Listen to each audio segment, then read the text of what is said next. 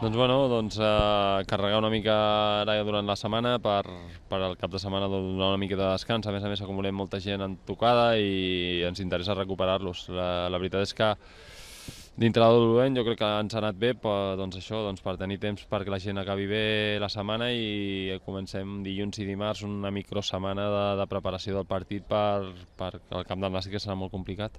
Esperem que no, jo crec que no. Estem parlant de 3 dies més sense competir.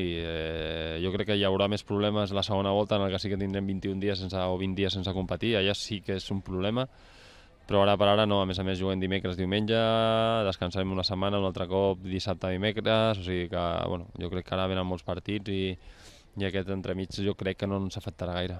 No, a canvi no té per què.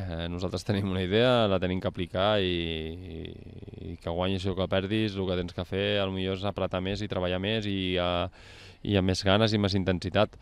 Però el que és la idea, no. Nosaltres sabem el que volem i es tracta de treballar-ho dia a dia.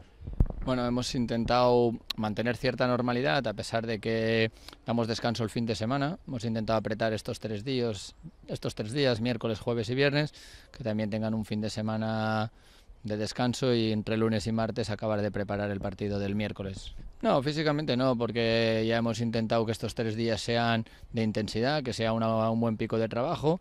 El descanso nos irá bien y podemos afrontar el partido al ser un partido intersemanal, sin la fatiga o el cansancio de haber jugado el fin de semana. Bueno, igual que cuando te vienen jornadas intersemanales, tenemos bastantes jugadores que pueden optar a jugar y pues se intentará pues que el miércoles compitan al máximo los que les toque el miércoles, recuperar los que tengan que repetir y los que tengan que entrar pues que activarlos un poquito entre jueves y viernes para que estén en las mejores condiciones.